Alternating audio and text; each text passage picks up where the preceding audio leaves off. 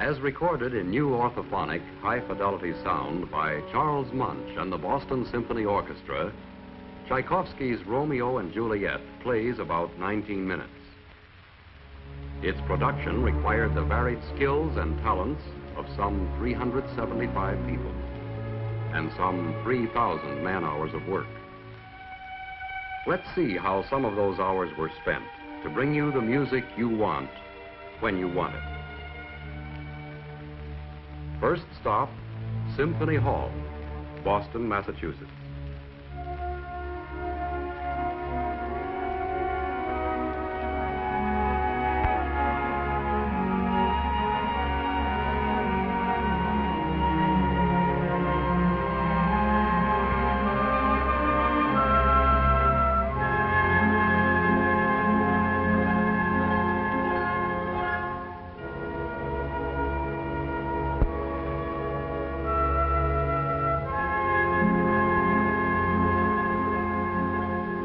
To begin with, a new orthophonic high-fidelity recording is not just the mechanical reproduction of a concert performance. It's the art of creating the effect of a concert performance. There are many stops and starts, many takes and retakes. That's because the end object is a planned illusion. The illusion, as you ultimately hear the music played back through your phonograph, that you have the best seat in the concert hall. How do they do it? Well, the recording music director or any one of the sound engineers could easily explain it all in 10 weeks. But let's just take a look at 3 of the fundamental requirements of high-fidelity recording. The first is full dynamic range. That's the spread between the softest and loudest passages in the music. In a concert performance, the range is as wide as the conductor feels the score indicates. These meters on the recording console indicate the volume of sound coming from the orchestra onto the magnetic tape. In the old days, home phonographs could not reproduce either full loud passages or very soft passages. So they were literally kept off the record right here by sound monitoring. But it wasn't a faithful reproduction of the actual performance, such as you get with today's high-fidelity recording techniques.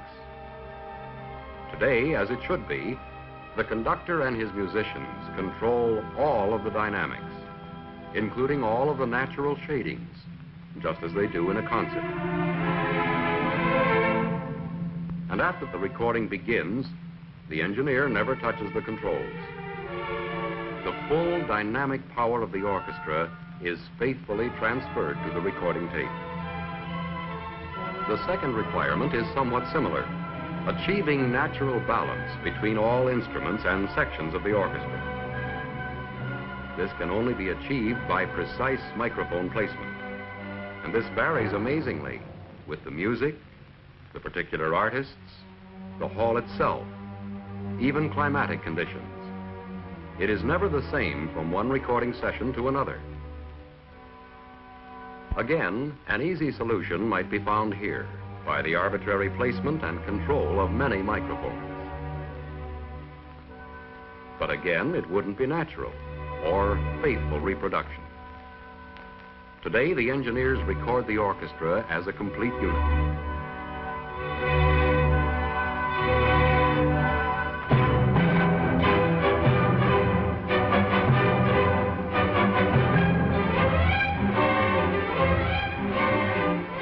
The third important requirement in a high-fidelity recording is frequency range, capturing high notes as well as low.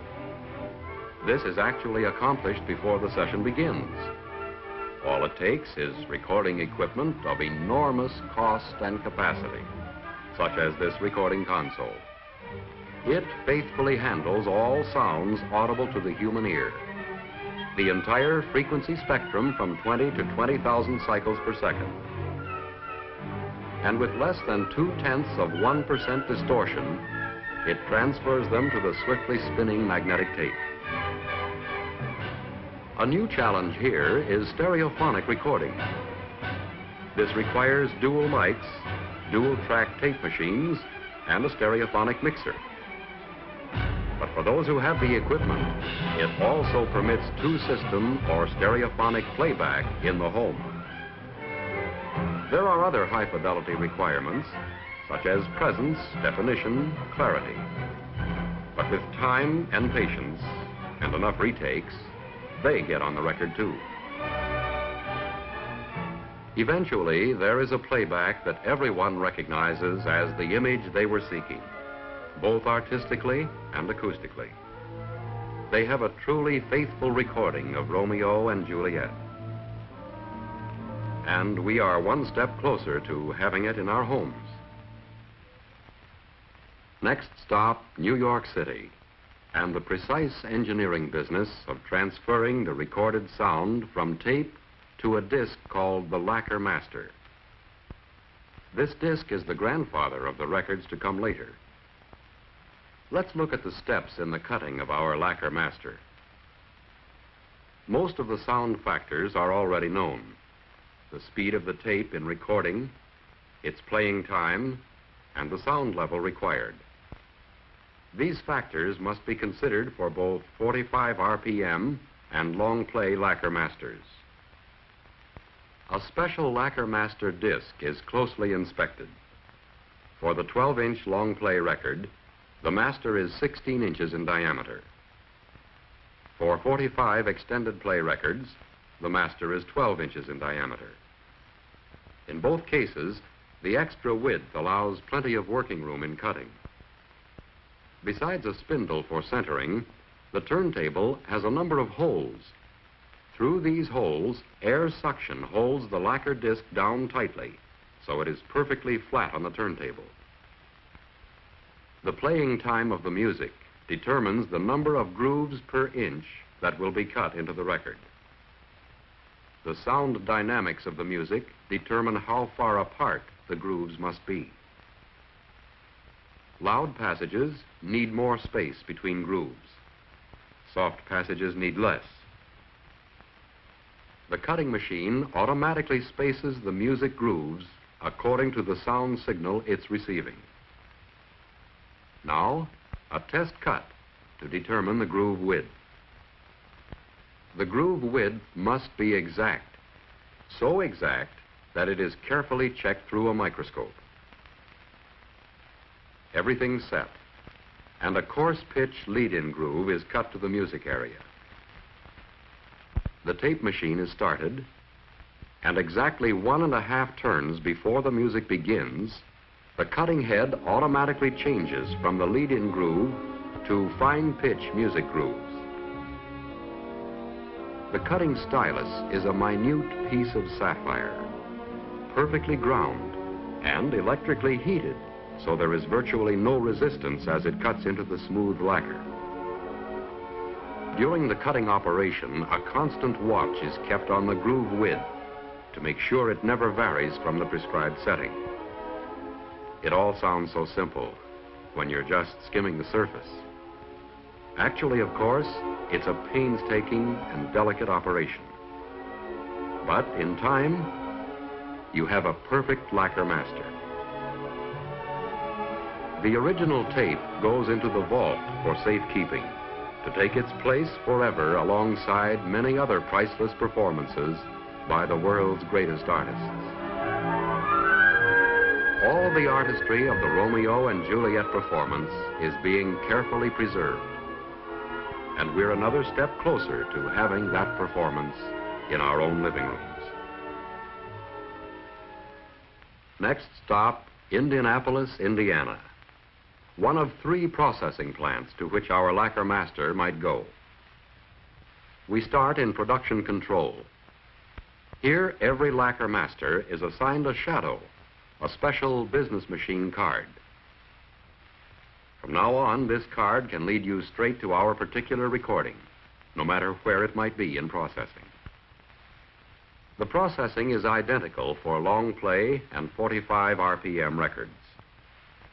First, the grooves in the Lacquer Master are carefully rechecked through a microscope.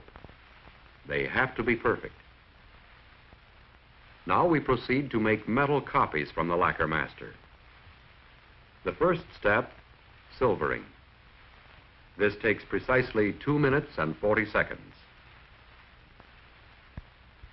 And the lacquer master comes out with a new face. Now, by patient electroplating, we add a series of metallic deposits, one behind the other. First, a fine-grained deposit of nickel. This makes smooth-walled grooves and a quieter surface. Next, a thin deposit of copper over the nickel.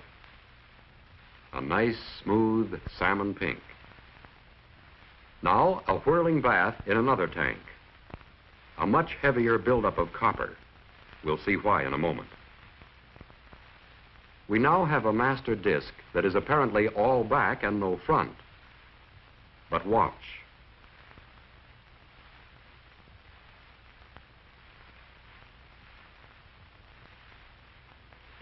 Now we have two fronts and two masters. The original lacquer master is on the left. A new silver-faced master is on the right. But this is the point where most people long for a road map. Let's make one. We started with the lacquer master. To the face of it, we added first silver, then nickel, then copper, and finally, a lot more copper. Then we separate the lacquer from the metal. Now we have both our original lacquer master and a new silver-faced or metal master.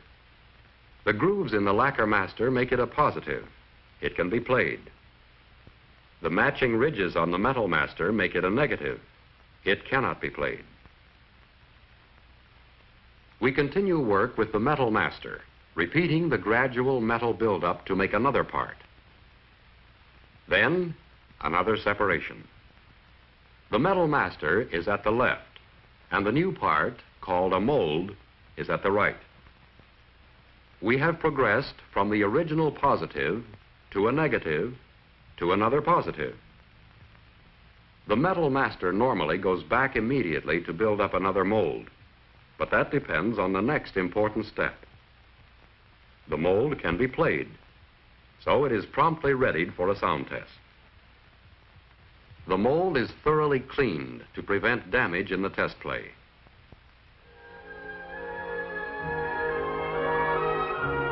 In any Name That Tune contest, put your money on a record tester. 8 hours a day, and all kinds of music. She loves it. More important, she is an expert at hearing the slightest imperfection on a record surface. And should she find any, a new lacquer master from the original tape is immediately ordered from New York. After audio testing, the mold goes back to the plating tanks.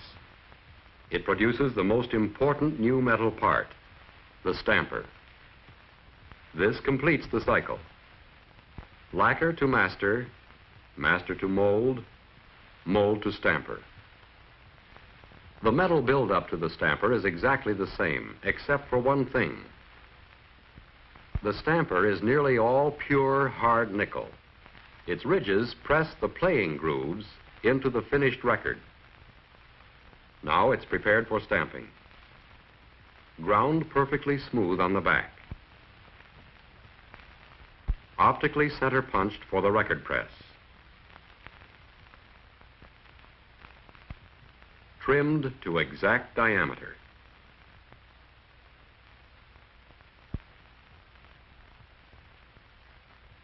And coined, given a formed edge to grasp the stamping die securely.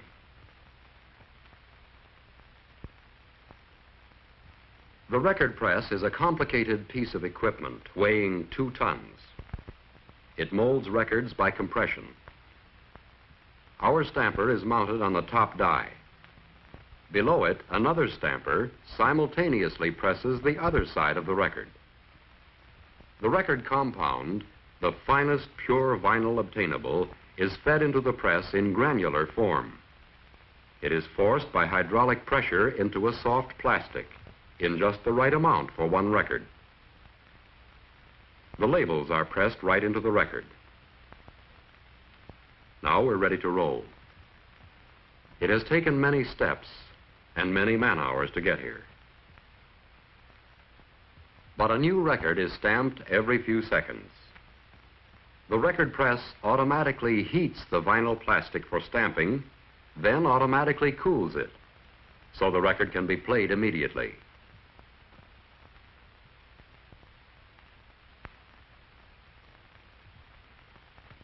And here's the first long play copy of Romeo and Juliet. A collector's item? No.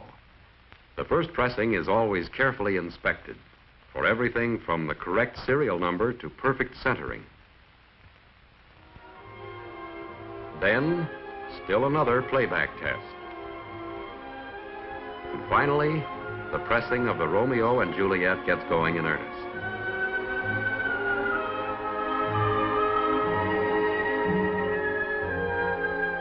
And for those who prefer the 45 extended play version, and for the millions of teenagers anxiously awaiting the latest pop hit, an ingenious machine turns them out automatically.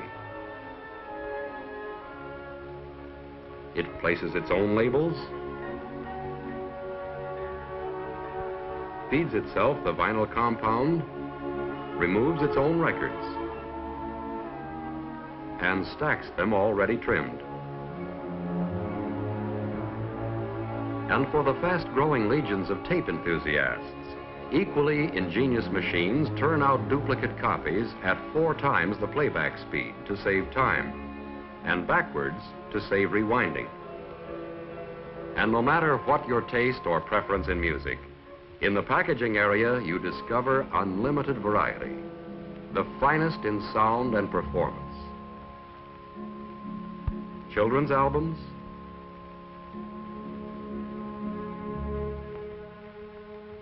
the unusual, show tunes,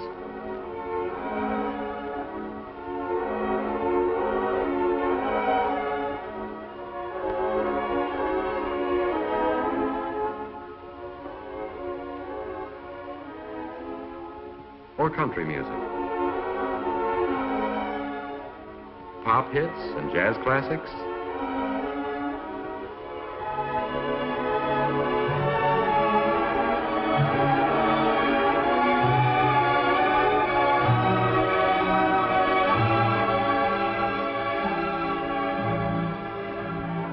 dance and party music,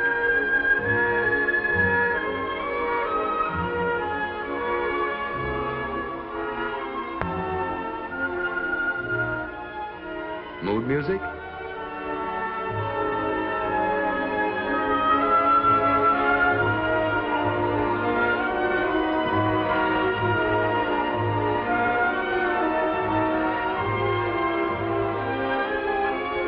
grand opera,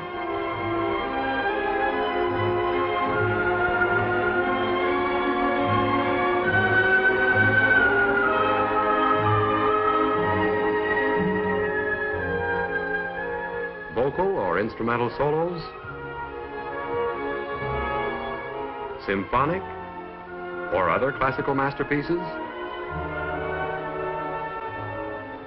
The world's greatest artists are at your service.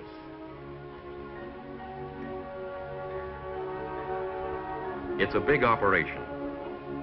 But no matter what type of music you prefer, or whether you want it on 45 extended play or 33 1/3 long play, every record is made with the same care and to the same high fidelity standards. And the Romeo and Juliet, getting closer to home all the time. A final inspection. Every record is carefully checked by experienced packers who know almost at a glance if the record is up to standard. In its own distinctive sleeve, another new orthophonic high-fidelity recording, finally ready for shipment. A new mechanical shipping technique helps to speed it on its way. Here, in the shipping control room, special machines keep track of the 250,000 new records made here every day. Which records go where When? In what quantities? The cards tell you. The Romeo and Juliet recording goes out in both 45 extended play and long play versions. The sorting machine divides the Romeo and Juliet shipping instructions into these two categories. Now the shippers take over. Both versions are shipped in the same way, in cartons of 25 records. But let's follow the cartons of 45 extended play albums. As they're picked from the storage bins, the cartons are placed on a unique distribution rack invented here. From now on, one girl keeps everything running smoothly. As each order is filled according to the punch card instructions, she changes the setting on an automatic addressing machine.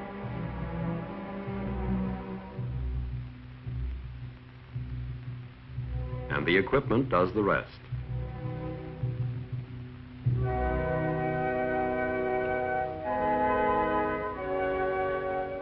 The code number and address of the record distributor for this order is automatically stamped on each carton. Then the cartons pass through another machine, where they are bundled together in groups of 4. And away they go to the accumulation area down below on another floor. Here, the cartons are accumulated for shipment to distributors and record dealers in all parts of the country. These long play albums have been through the same shipping process as the 45s. And now both versions are on the home stretch. Hundreds of identical and faithful copies of one high-fidelity recording. Tchaikovsky's Romeo and Juliet.